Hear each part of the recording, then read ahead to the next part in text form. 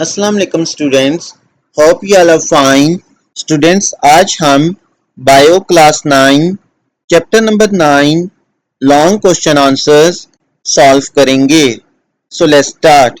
First question है हमारे पास, explain the procedure of plant tissue culture and illustrate your answer with suitable diagram. Answer is, plant tissue culture is a technique used to grow plants in a controlled environment such as a laboratory or greenhouse. It involves taking small piece of plant tissue called explant and growing them in a nutrient-rich medium such as agar or broth. Here is a step-by-step procedure. First step is selection of explant. Choose healthy, disease-free plant material, for example leaves, stems or roots. Next is surface sterilization. Treat the explant with a sterilizing agent, for example bleach, to remove microorganisms. Next is inoculation. Place the explant in a sterile container, for example petri dish containing the nutrient medium. Next step is incubation. Provide optimal conditions, for example light, temperature, humidity for growth. Next is subculturing. Transfer the growing tissue to fresh medium to maintain growth and prevent contamination. Next is rooting and shooting. Once the tissue has grown, induce rooting and shooting by adjusting the medium and conditions. Next is hardening. Gradually acclimate the plantlets to outdoor conditions before transplanting. ये देखिए बच्चों figure, इसमें procedure बताया हुआ है कि सबसे पहले हमने क्या लेना है कि एक प्लांट का कोई टिश्यू ले लेना है जिसको या कोई सेल ले लेना है जिसको हम क्या कहेंगे एक्स प्लांट। ठीक है, ये देखिए हमारे पास हमने क्या ले लिया एक्स प्लांट। उसके बाद क्या किया, उसको x plant in nutrient medium, उसको न्यूट्रिएंट मीडियम में रख दिया, ग्रो करवाया। तो हमारे पास एक मैसिव सेल बनेगा जिसको हम कैलस कहेंगे। कैलस को जब ग्रो करेगा तो अर्ली एम्ब्रियो बनेगा, फिर जब और ग्रो करेगा तो लेट एम्ब्रियो बनेगा, फिर वो ग्रो करके हमारे पास क्या बन जाएगा प्लांटलेट। ठीक है, और ये क्या ग्रो कर जाएगा दोबारा एक न्यू प्लांट में। तो ये है प्रोसेस। ठीक है, next is question number 2, describe structure and development of male and female gametophyte. कि जो मेल एंड फीमेल गैमेटोफाइट है उसकी डेवलपमेंट और उसका स्ट्रक्चर बताएं। तो ये बच्चों इसका आंसर जो है पीछे चैप्टर में था, तो ये आपने वहीं से करना है।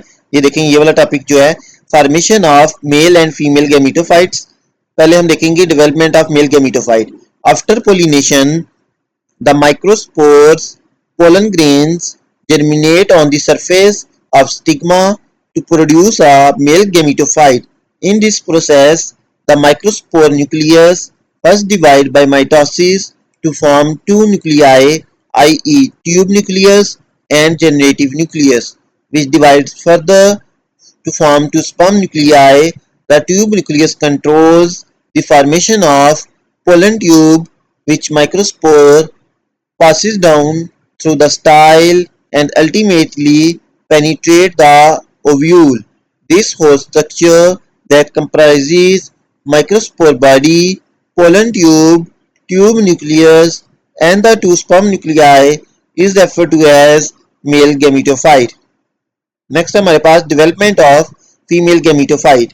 Meanwhile, the nucleus of functional megaspore in the center of ovule divides 3 times by mitosis to make 8 nuclei. At this stage, 3 nuclei out of 8 migrate at one end of the ovule. The central of one of them becomes egg, while the two side ones are called synergids.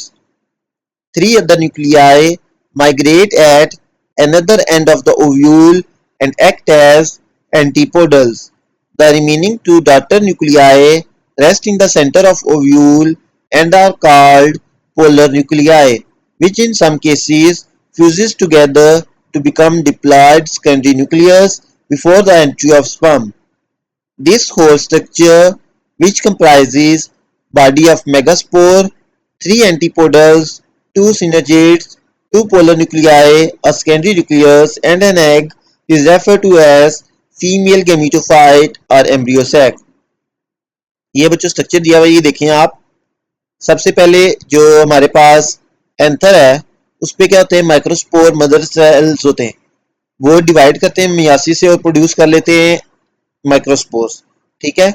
अब microspores के अंदर क्या होता है कि उनके अंदर दो न्यूक्लियाई होते हैं, एक जनरेटिव न्यूक्लियस होता है, एक ट्यूब न्यूक्लियस होता है. ठीक है.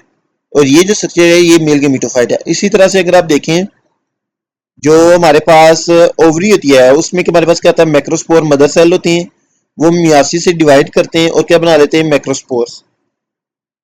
वो थ्रू माइटोसिस क्या बना लेते हैं, उनके न्यूक्लियस थ्री कंजेक्टिव माइटोसिस से 8 न्यूक्लियाई बना लेते हैं.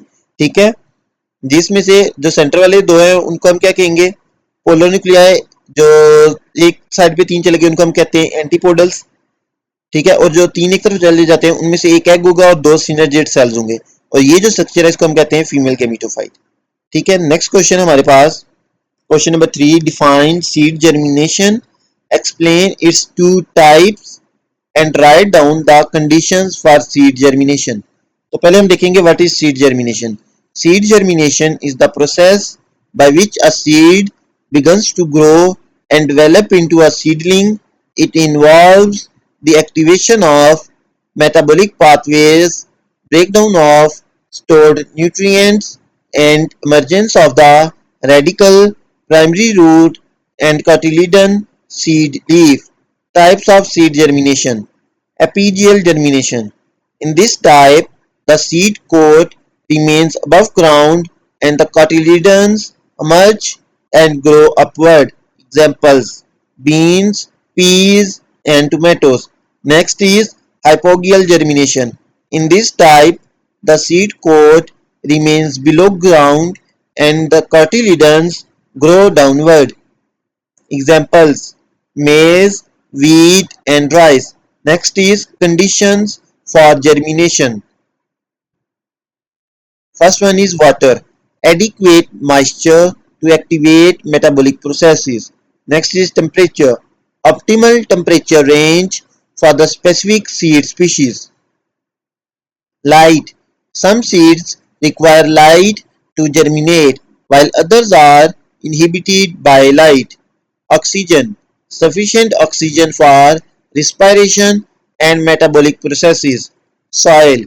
Suitable soil texture, structure, and pH for root growth. Sowing depth. Correct depth for seed placement to ensure proper germination. Scarification. Some seeds require mechanical or chemical scarification to break dormancy. Note: different seed species have specific requirements for germination. These conditions may vary depending on the plant species. Next is question number 4. Explain the mechanism of binary fission and budding in bacteria and yeast respectively. तो first of all हम देखेंगे binary fission in bacteria. Binary fission is a type of asexual reproduction where a bacterial cell divides into two identical daughter cells. The mechanism involves DNA replication. The bacterial chromosome replicates, creating two identical copies. Cell elongation. The cell grows and elongates, doubling its size. Constriction. A constriction forms in the center of the cell, separating the two chromosomes. Septum formation. A septum cross-wall forms, dividing the cell into two compartments. Cell separation. The septum completes and the cell splits into two daughter cells. Next is budding in yeast. Budding is a type of asexual reproduction where a new individual grows from a bud or outgrowth on the parent cell. The mechanism involves bud formation. A bud emerges from the parent cell containing a nucleus and cytoplasm. Bud growth. The bud grows and increases in size, eventually forming a new cell. Nuclear division. The nucleus divides and one copy migrates into the bud. Cytokinesis. The cytoplasm divides and the bud separates from the parent cell. New cell formation. The bud develops into a new genetically identical yeast cell. Note: budding in yeast is a more complex process than binary fission in bacteria, involving multiple cellular and nuclear divisions. Next is question number 5. Describe any two methods of artificial vegetative propagation in plants. Here are the two methods of artificial vegetative propagation in plants. First method is stem cutting. Stem cutting involves cutting a portion of a stem from a parent plant and growing it into a new individual. The steps involved are: first step is selection of stem. Choose a healthy stem section with at least two nodes. Cutting. Cut the stem section from the parent plant using a sterile tool. Preparation. Remove lower leaves and dip the cut end in a rooting hormone. Planting. Plant the cutting in a rooting medium such as soil or agar. Rooting. Keeping the medium moist and provide optimal conditions for root development. Transplanting. Once roots have developed, transplant the new plant into a larger pot or field. Method number 2 is grafting. Grafting involves joining a stem sewn from one plant onto the root system of another plant rootstock. The steps involved are selection of seon and rootstock. Choose a healthy seon and a compatible rootstock. Preparation. Cut the seon and rootstock to match each other's diameter. Next is grafting. Join the seon to the rootstock using a grafting tape or wax. Callosing. Keep the grafted plant in a humid environment to promote callus formation. Next is rooting. Once the callus has formed, transplant the grafted plant into a larger pot or field. Both methods are widely used in horticulture and agriculture to propagate plants quickly and efficiently. Next is question number 6. Describe the structure of a typical flower and draw its suitable diagram. Structure of a flower. A flower is like a plant's special tool for making new plants. It's a part of the plant that's been changed and adapted for the job of reproduction. A flower generally consists of a stalk called pedicel. This is like the flower's stem holding it up. At the top of the pedicel, there is a swollen part called the thalamus. It's like the flower's platform. The thalamus generally possesses four kinds of parts called floral leaves, which are arranged in whorls, circles on the upper surface of thalamus. The outermost circle is called the calyx. It's made up of green leaves called sepals, and it's like a protective cover for the inside parts of the flower. Just inside the calyx, there is another circle called corolla, which consists of variously colored flower leaves called petals. Deeper inside, you will find the androecium, which is all about the male part of the flower called stamen. These are important for making pollen. Right in the center, there is the gynoecium. This is where the female parts are, in something called the carpel or pistil. This is where the magic happens, where new seeds start to form. The calyx and corolla, the outer two circles, are like the flower's protectors. They keep everything safe inside but do not take part in reproduction directly, therefore called accessory valves. The androecium and gynoecium, the inner two circles, are the real stars of the show. When it comes to making new plants, they are the ones that makes the flowers magic happen and help it reproduce. That's why they are called necessary wells. Next देखिए बच्चों, ये figure दिया है structure of flower.